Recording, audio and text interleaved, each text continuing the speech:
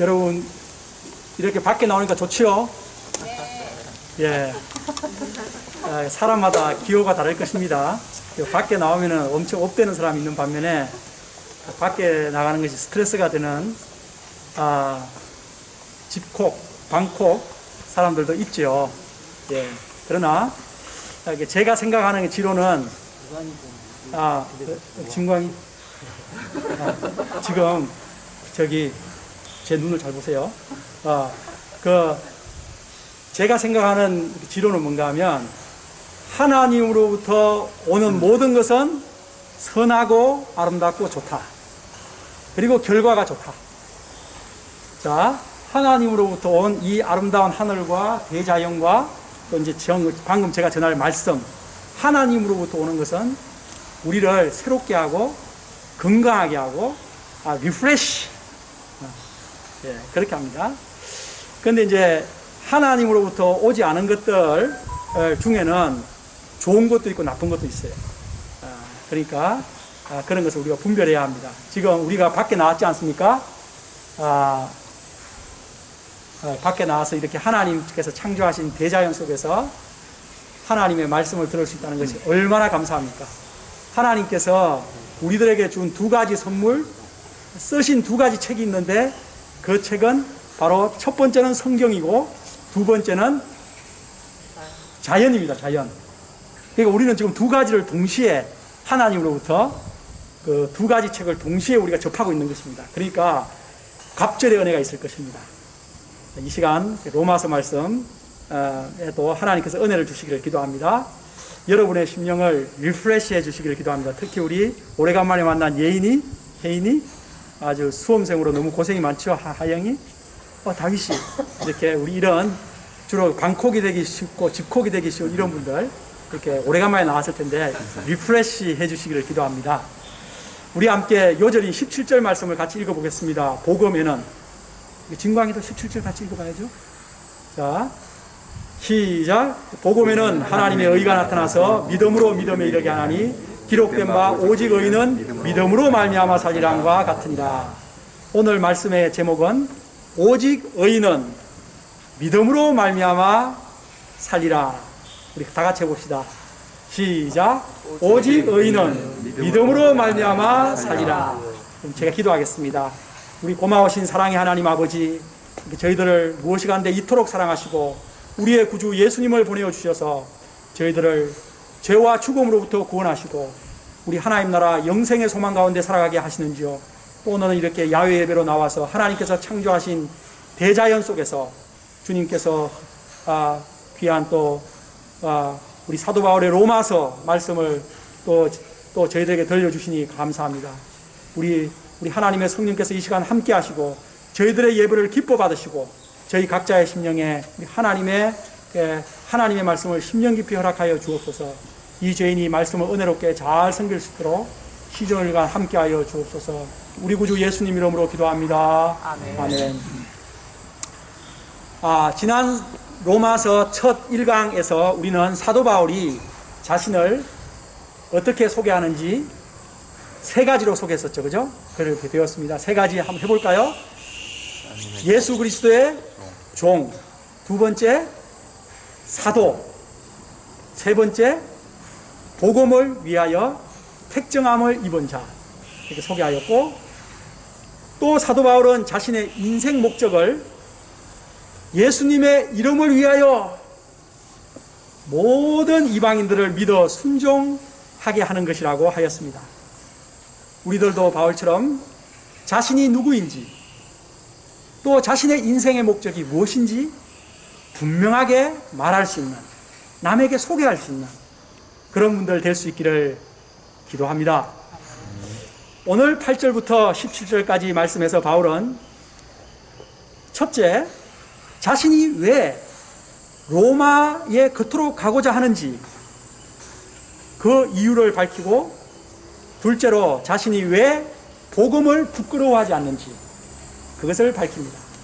특히 오늘 요절 말씀이 17절 말씀, 우리가 읽은 17절 말씀은 말틴 루터를 변화시킨 말씀이요, 그가 종교개혁을 일으킨 그 말씀입니다.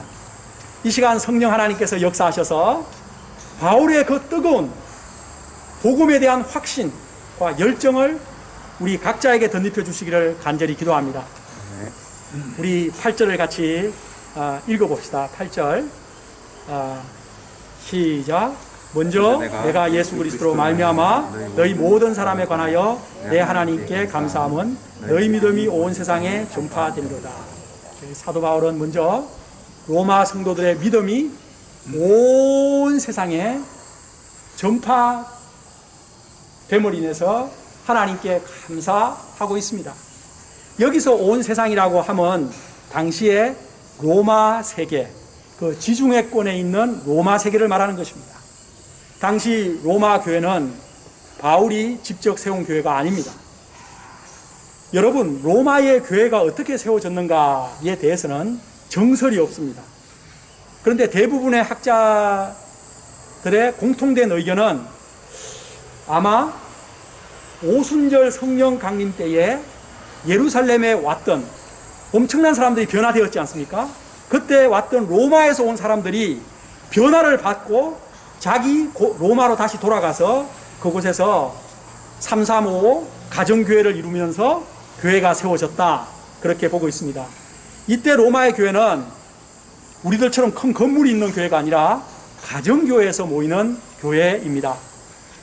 그러므로 로마 교회는 자생적으로 세워졌다, 이렇게 봐야 될 것입니다. 바울은 그 거대한 로마 제국의 수도, 그 로마에 교회가 세워졌다는 것이 너무도 놀라워서 그것에 대해 큰 관심을 가지고 있었습니다. 그는 로마에 한 번도 가본 적이 없습니다. 로마 교회의 상황을 그런데 너무도 잘 알고 있습니다.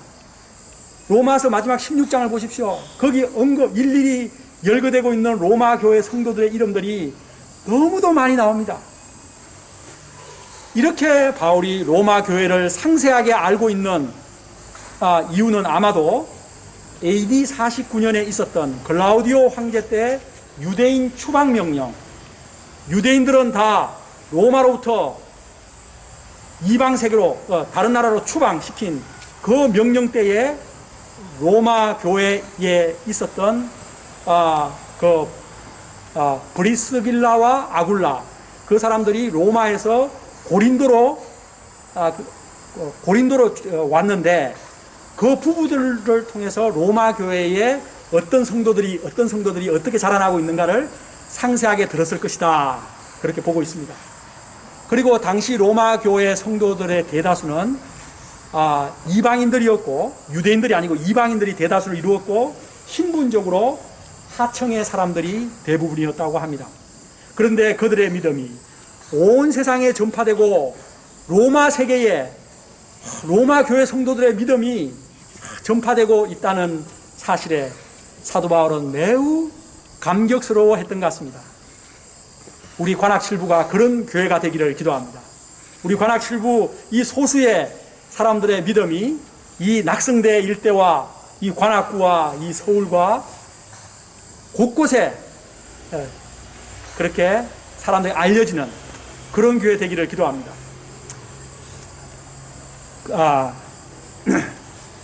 우리 대사도 바울은 이 로마 성도들을 위해서 그래서 항상 기도했습니다. 우리 함께 그 구절을 읽어봅시다. 시작. 내가 그의 아들의 복음 안에서 내 심령으로 섬기는 하나님이 나의 정인이 되시거니와 항상 내 기도에 쉬지 않고 너희를 말하노라. 바울은 내가 심령으로 섬기는 하나님이 나의 정인이 되시거니와 하나님을 정인으로 내세울 정도로 자신이 로마 성도들을 위해서 간절하게 중보기도 하고 있다고 말하고 있습니다. 여러분은 이렇게 말할 수 있습니까? 내가 하나님을 정인으로 내세울 정도로 꺼리낌 없이 내가 이런 중보기도를 하고 있다, 아니면 이런 하나님의 일을 하고 있다. 이게 아마 그렇게 말할 사람이 쉽지 않을 것입니다. 사도 바울이 얼마나 바쁜 사람입니까? 수많은 사역자들 중에 가장 바쁜 사람이 사도 바울일 것입니다. 그는 마치 일 중독인 사람 같습니다. 그러나 그런 바쁜 와중에서도 로마 성도들을 위해 중보기도 하는 것을 쉬지 않았다. 제가 이 시간 이 사도 바울의 중보기도를 생각할 때 제가 관악칠부 각 가정들을 위해 중보기도를 잘하지 못한 모습에 회개하는 심령이 들었습니다.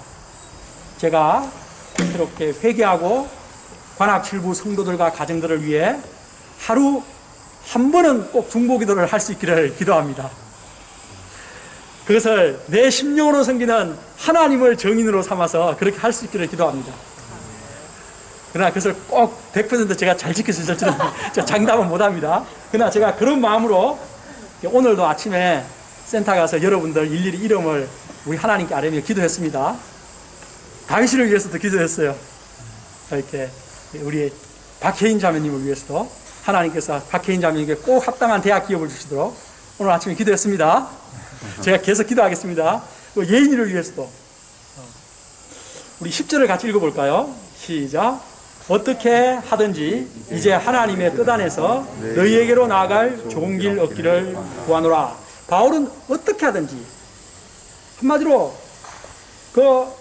반드시 이런 뜻이죠. 어떻게 하든지, 반드시 어떻게 하든지 하나님의 뜻 안에서 로마 교회로 갈 좋은 길을 얻기를, 그러니까 하나님께서 주시도록 기도했다는 것입니다. 바울은 로마를 가고자 할 때 하나님의 뜻 안에서 가고자 했습니다. 자기 개인적인 어떤 목적을 가지고 로마에 가고자 한 것이 아닙니다. 그러면 바울이 그 로마에 어떻게 하든지 꼭 가고자 한 그 이유 4가지를 우리 한번 살펴보겠습니다. 4가지입니다. 첫 번째, 한번 11절을 같이 읽어보죠. 시작. 내가 너희 보기를 간절히 원하는 것은 어떤 신령한 은사를 너희에게 나누어 주어 너희를 견고하게 하려 함이니. 첫 번째 목적이 뭐인 것 같습니까? 로마 성도들을 견고하게 하려고, 이런 뜻이죠. 바울이 로마 교회에 간절히 가고자 한 첫 번째 이유는 로마 성도들의 믿음을 견고하게, 튼튼하게, 굳게 주고 싶어서 그런 것입니다. 바울은 로마 성도들에게 어떤 신령한 은사를 나누어 주어 그들을 견고케 하고자 했습니다. 그런데 여러분, 당시 로마 성도들은 예수님을 믿고 구원을 받았지 않습니까? 그러면 어떤 사람들 그렇게 생각합니다. 예수님 믿고 구원받았으면 다 된 거지, 뭐 그것을 다시 또 더 견고케 하고 그럴 필요가 있나? 이렇게 생각하지만 그건 착각입니다. 여러분, 예수님을 믿고 거듭나서 구원받았습니다. 그 사람은 영적으로 태어난 무엇이지요? 갓난 애기입니다. 애기. 다 된 것이 아닙니다. 마치 막 자라기 시작한 묘목 같습니다. 이런 작은 꽃축 묘목 같은 이런 것입니다. 저런 큰 나무, 저 떡갈나무 같은, 저 밤나무 같은 저런 큰 나무가 아닙니다. 사람으로 말하면은 유아라든지 그런 초딩, 중딩 정도 수준입니다. 그렇기 때문에 그 사람들은 영적으로 자라 튼튼해져야 합니다. 사도 베드로가 말한 것처럼 구원에 이르도록 장성한 믿음의 사람이 되도록 자라가야 합니다. 바울은 로마 성도들의 믿음이 그렇게 견고하게 자랄 수 있도록 그들에게 신령한 은사를 나눠주고자 합니다. 여러분, 예수님을 믿는 여러분, 구원받은 여러분, 자신이 지금 어느 정도 수준이라고 생각하십니까? 저 굵은 저 떡갈나무 있지 않습니까? 저 밤나무?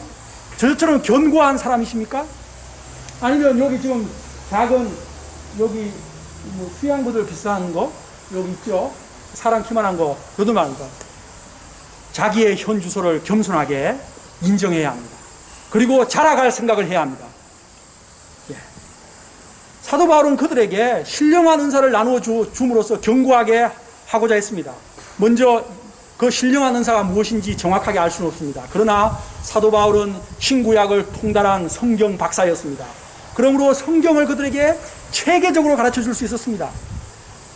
또 3차에 걸친 전도 여행을 통해서 그가 체험한 신령한 성령의 역사들이 엄청 많았습니다.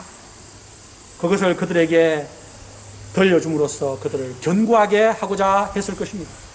자, 다음으로 두 번째, 바울이 로마에 가고자 한 두 번째 이유가 무엇입니까? 12절 같이 읽어보죠.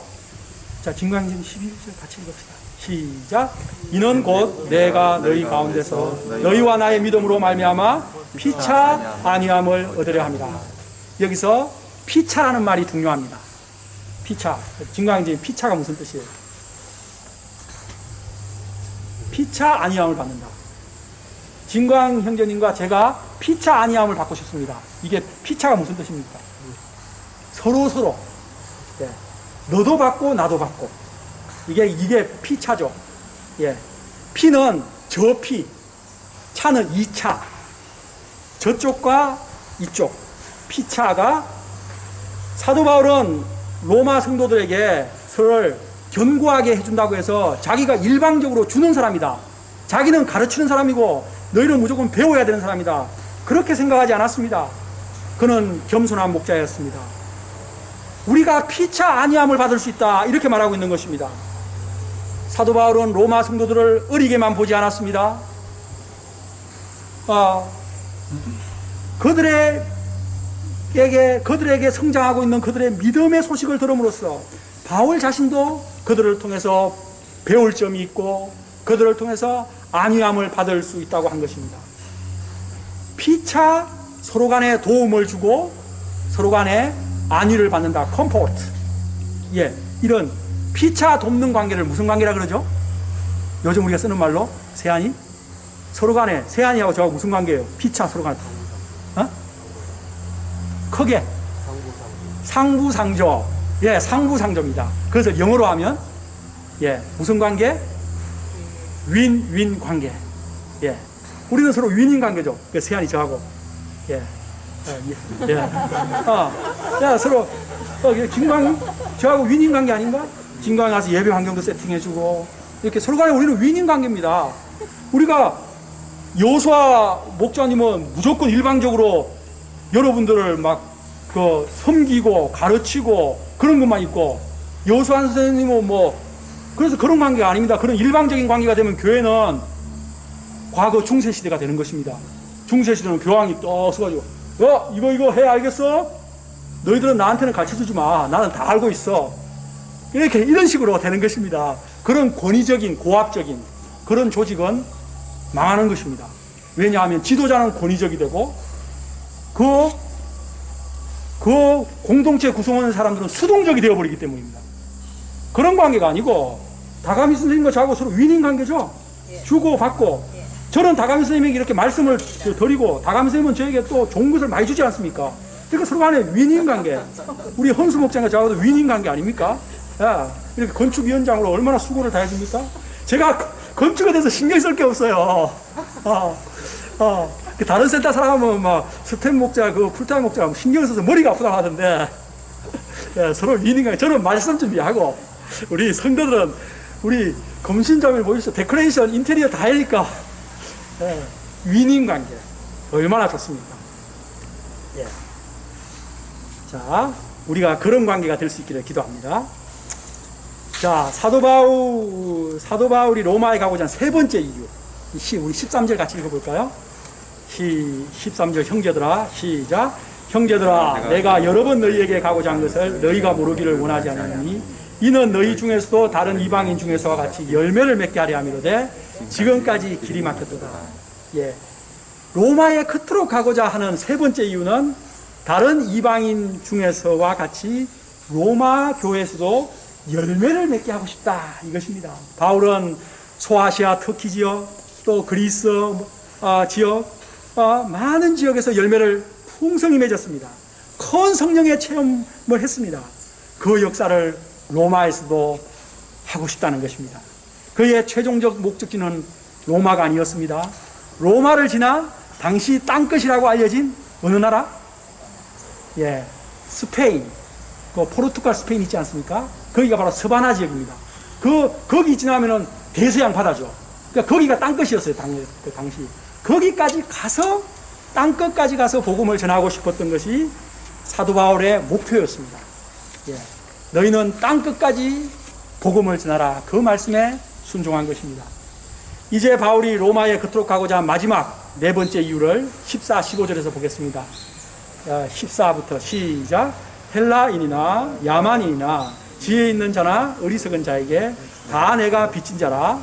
그러므로 나는 할 수 있는 대로 로마에 있는 너희에게도 복음 전하기를 원한다. 저는 이 14절 말씀을 학생 때 읽었을 때 너무 충격을 받았어요. 왜 충격을 받았는지 아세요? 여기서 헬라인은 헬라어를 통용하여 사용하고 있던 당시 헬라 지역, 그리스 로마 문명권의 사람들을 말하는 것이고, 그 외 지역은 야만, 바바리언, 다 바바리언. 우리는 그 당시에 중국도 그렇고 우리도 그렇고 바바리언들이었죠. 그렇게 말하는 것입니다. 또 여기 지혜 있는 자는 배운 사람, 학식을, 그리고 어리석은 자는 배우지 못한 사람을 말합니다. 그러므로 헬라인, 야만인, 지혜 있는 자, 어리석은 자, 이것은 당시 전 세계 사람들을 이분법으로 구분하는 방법이었습니다.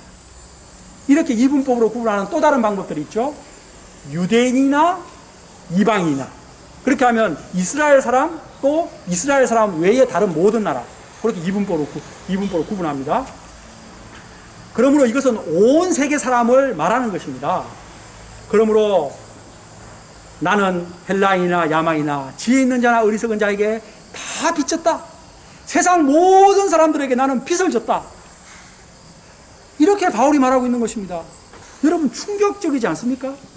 도대체 사도 바울이 여러분에게 빚을 졌습니까? 네.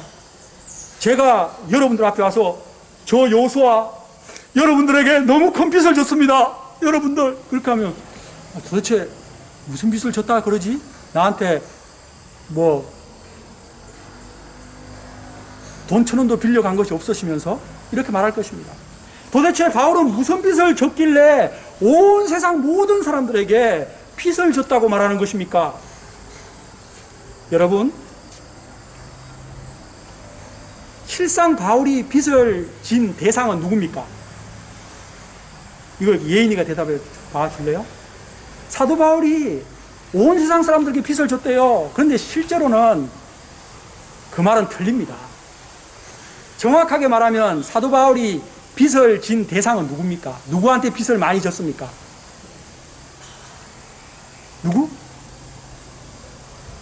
하영이가 대답해. 이 소리가 너무 작아서 그런가? 예수님 맞습니다. 예수님에게 빚졌지요. 네.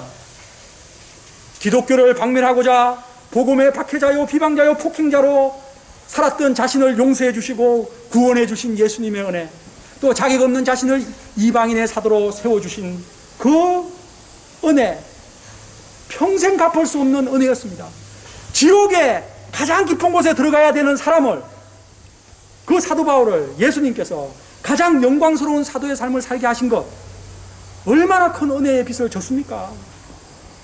바울은 그 청량할 수 없는 빚을 진 것에 감격했습니다. 그런데 그 빚을 갚을 길이 없는 것입니다. 자신이 빚을 갚아야 되는 예수님은 어디 있습니까? 예인이 하늘나라에 계세요. 그런데 어떻게 예수님에게 예수님 제 빚 드릴게요 하면서 이렇게 예수님에게 보답할 수 있습니까? 여기 예수님 사과 드세요, 뭐 복숭아 드세요 하면서 예수님에게 은혜를 갚을 수 있습니까? 예수님은 하늘에 가장 영광스러운 곳에 계신데, 바로 그 빚을 갚는 방법은 예수님이 가장 원하시는 영혼 구원을 하는 것이라는 것을 안 것입니다. 곧 이방인의 사도로서 온 세상 사람들을 구원하는, 복음을 전하는 일임을 알았던 것입니다. 그는 예수님께 받은 구원의 은혜와 그 사도의 은혜가 너무 커서 채무자의 심령이 넘쳤습니다. 여러분, 큰 빚을 져본 사람은 그 빚 때문에 밤에 잠을 못 잡니다. 저도 예전에 아주 몇 억 정도 빚을 져봤거든요. 잠이 잘 안 와요. 그래서 제가 잠을 잘 잘 수 있도록 기도하고 나니까 잠이 오더라고요. 내가 그 엄청난 빚을 갚을 수 있을까? 그런 때문에 눌려. 두 발 뻗고 잘 수 없어요. 이런 마음 자세가 바울의 마음 자세였던 것입니다. 그래서 그는 소아시아를 넘어 그리스를 넘어 로마에까지, 그리고 마지막에는 그 스페인 땅끝까지 가서 예수님의 그 받은 은혜를, 사랑을 전하고자 한 것입니다.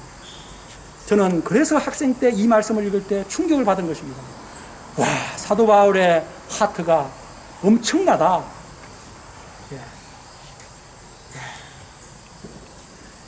이는 그만큼 바울의 마음에 예수님께 받은 청량할 수 없는 은혜, 예수님께 받은 그 용서의 감격이 살아있었던 것입니다. 우리에게도 이 바울처럼 구원의 감격이 살아있어서 내가 만나는 사람들에게 어떻게 하든지 예수님을 전할 수 있기를 기도합니다.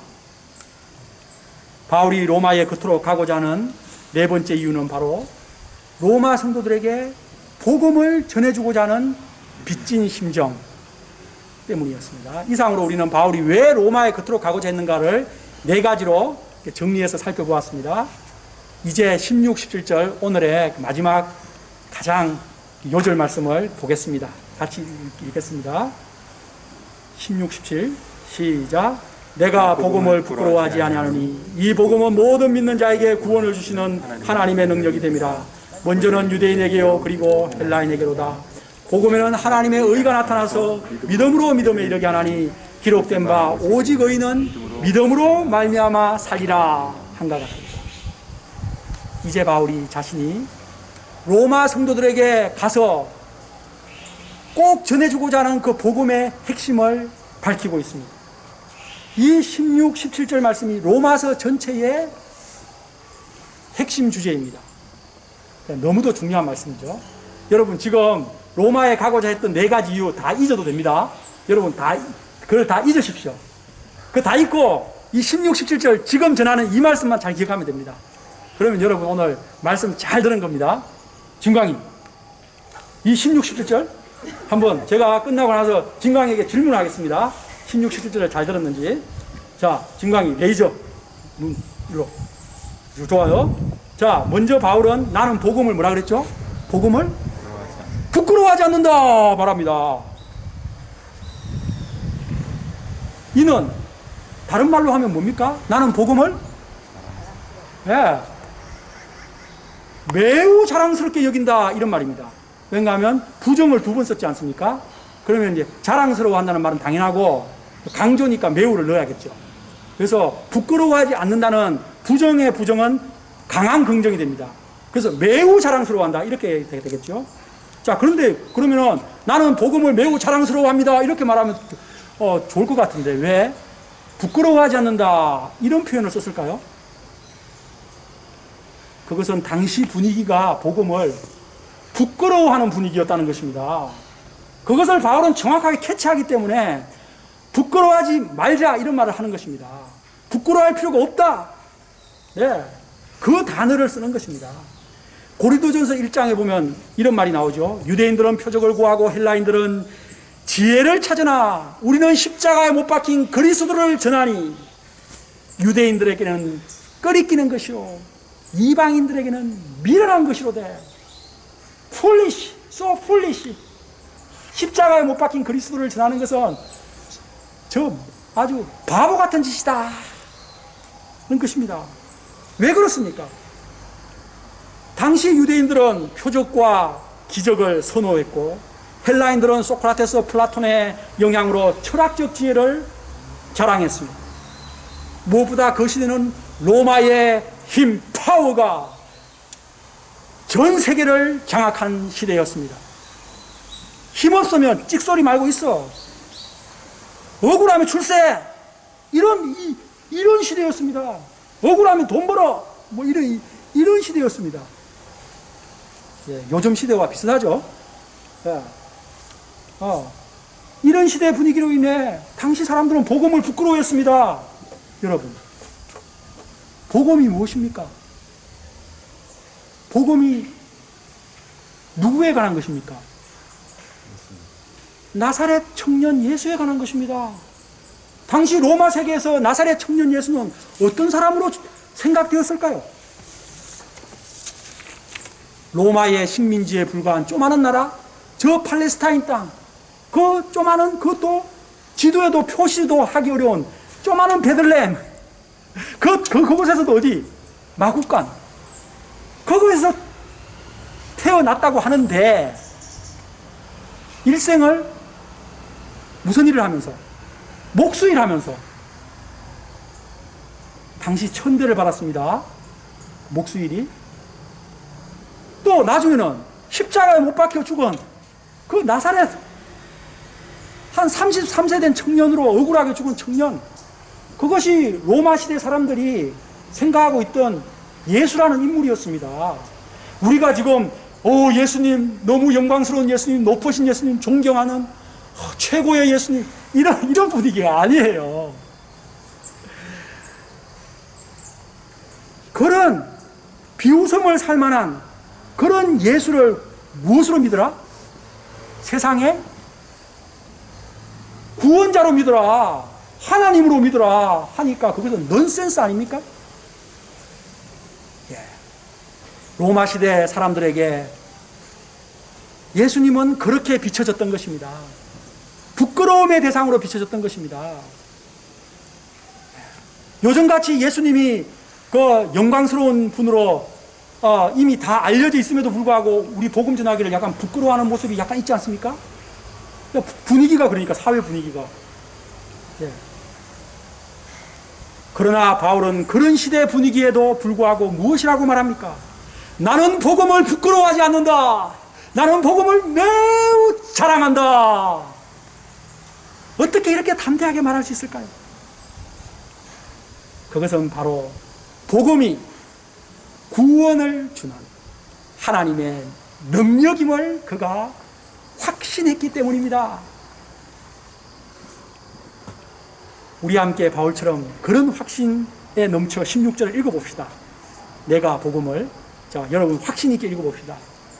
시작. 내가 복음을 부끄러워하지 아니하노니 이 복음은 모든 믿는 자에게 구원을 주시는 하나님의 능력이 됨이라. 먼저는 유대인에게요, 그리고 헬라인에게로다. 여기서 유대인과 헬라인 또한 전 세계 사람을 이분법으로 구분하는 방법입니다. 그러므로 복음은 유대인뿐만 아니라 헬라인들, 곧 세상 모든 사람들을 구원하는 하나님의 능력이라는 것입니다. 바울은 복음이 온 세계 사람들을 구원하는 하나님의 능력임을 확신했습니다. 자신이 그 복음을 통해서 구원을 받았고 수많은 전도 여행을 통해서 복음이 구원하는 하나님의 능력임을 수도 없이 체험했기 때문입니다. 복음은 하나님의 능력입니다. 아멘. 인간을 죄에서 구원하는 능력, 사람을 거듭나게 하는 능력, 의롭게 하는 능력입니다. 사탄의 어둠의 자식을 하나님의 빛의 자녀가 되게 하는 능력입니다. 사람을 성화시키는 능력입니다. 영화롭게 하는 능력입니다.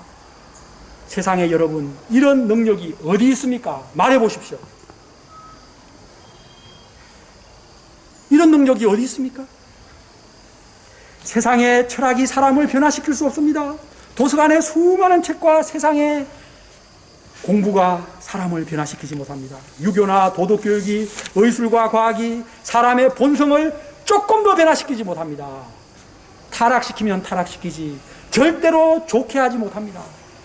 무엇보다 여러분, 이것이 핵심입니다.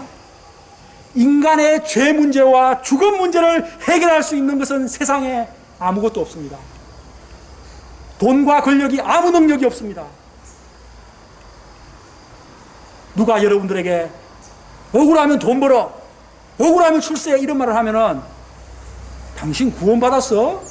이렇게 물으십시오. 그러면 끝난 겁니다. 그 권력과 돈 가지고 뭐 몇십 년 살겠습니까? 오직 복음만이 인간의 죄와 죽음 문제를 해결해주고 사단의 지옥 자식으로 살던 자를 하나님의 천국 백성으로 변화시켜주는 능력입니다. 복음은 실제적인 능력입니다. 우리의 삶 속에서 실제적인 능력입니다. 핵폭탄보다 강력한 능력입니다. 온 세상 사람들을 구원하는 능력. 이 복음의 능력이 우리 여 보아스 형제님을 구원했고 우리 강윤희 자매님을 구원한 것입니다. 다가미 준코 선생님을, 다가미 준코 선생님의 그 큰아버지를 그 시베리아에서 구원해서 일본으로 오게 하신 분이 하나님이십니다. 우리 모두 복음의 능력을 찬양합시다. 우리 모두 복음을 부끄러워하지 않고 자랑하는 사람들이 되기를 기도합니다. 우리 이제 17절을 읽읍시다. 시작.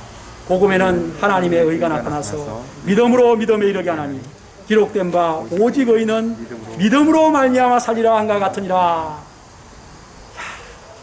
바울이 복음을 부끄러워하지 않는 그 핵심 내용이 여기에 있습니다. 복음이 하나님의 구원의 능력인 이유가 그 이유인 그 내용이 바로 여기에 있습니다.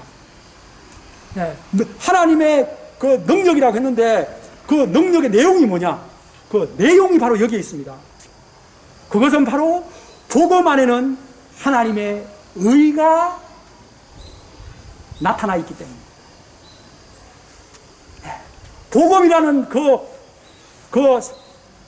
박스를 딱 풀어보니까 그 안에 박스 안에 뭐가 있습니까? 하나님의 의. 그 딱 있는 것입니다.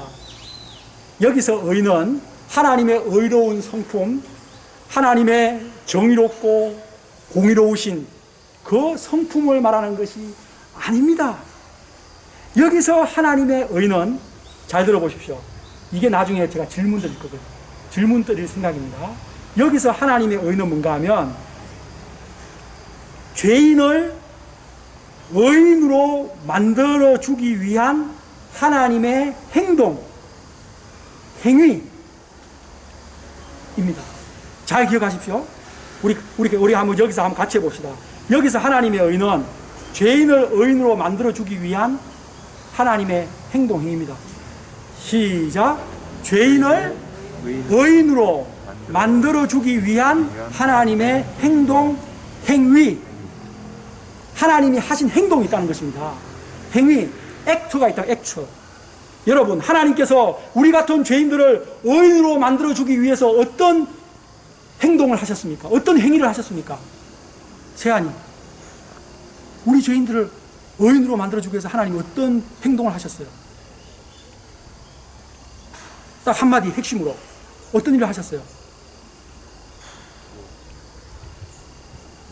바로 예수님을 보내준 것이지요. 간단합니다, 여러분. 다윗이 잘 생각해 보세요. 하나님이 우리가 죄인입니다, 죄인. 죄인인 우리를 의인으로 만들어주기 위해서 하나님이 한 행동이 뭡니까? 예수님을 보내준 것입니다. 예수님을 십자가에 내어준 것입니다.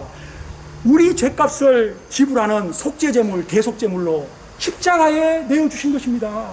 그것이 하나님이 하신 행동 아닙니까? 독생자를 십자가에 내어주신 이 하나님의 행위를 통해서 우리 같은 죄인들이 의인이 될 수 있게 된 것 아닙니까? 이것이 바로 복음 안에 있는 하나님의 의입니다. 그러므로 복음에는 하나님의 의가 나타났다. 이걸 쉽게 말하면 복음에는 예수님의 십자가가 나타났다. 이렇게 쉽게 생각하시면 됩니다. 하나님의 의를 이 예수님의 십자가와 연결시키지 못하고 하나님의 의롭고 정의로운 성품으로 이해를 했던 마틴 루터는 이렇게 말했습니다. 나는 로마서 1장 17절을 이해하려고 무진애를 썼다. 마틴 루터의 말입니다.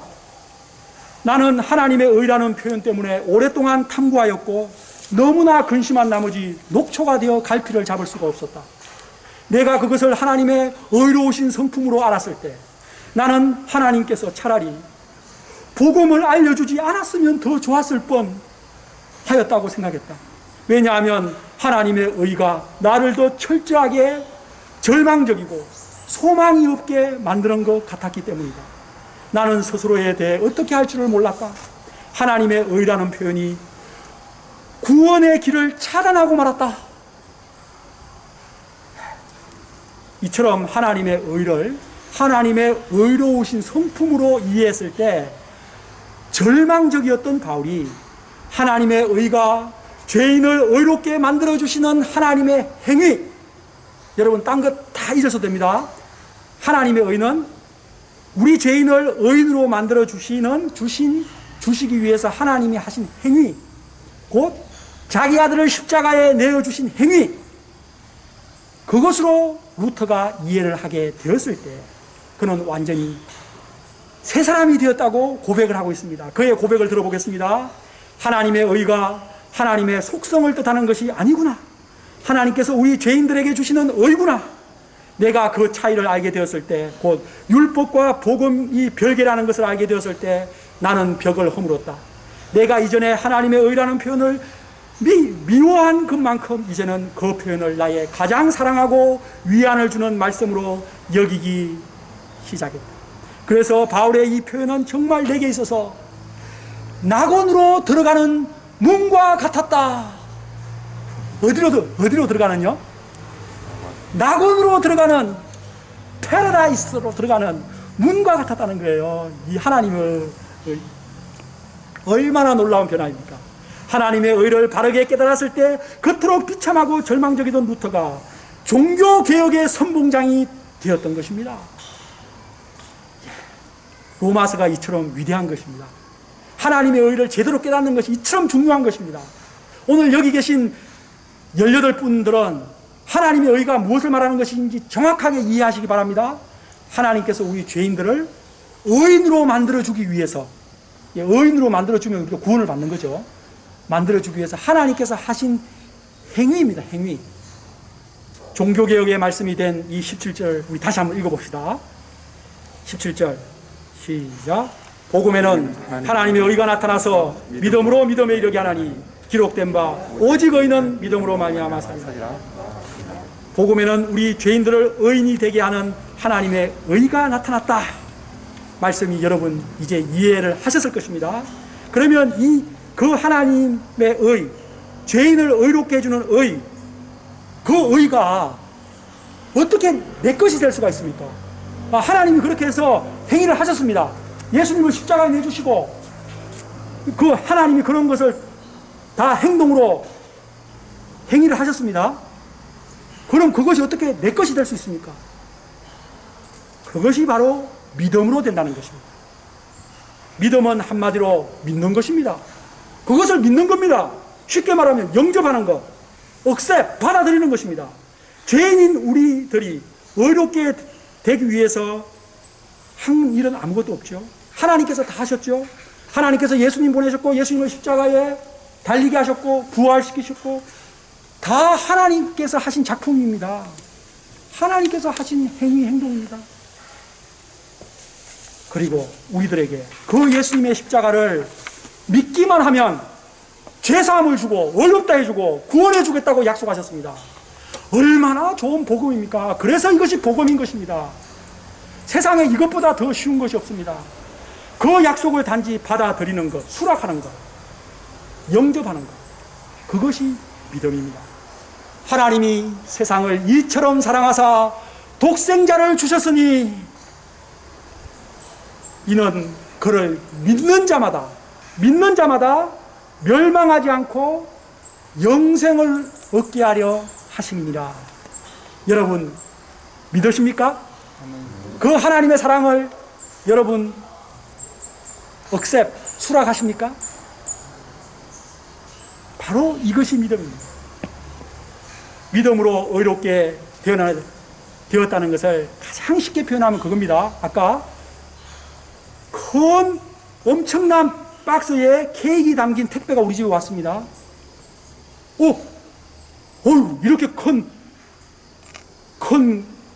맛있는 케이크를 우리 집에 택배로 누가 보냈지?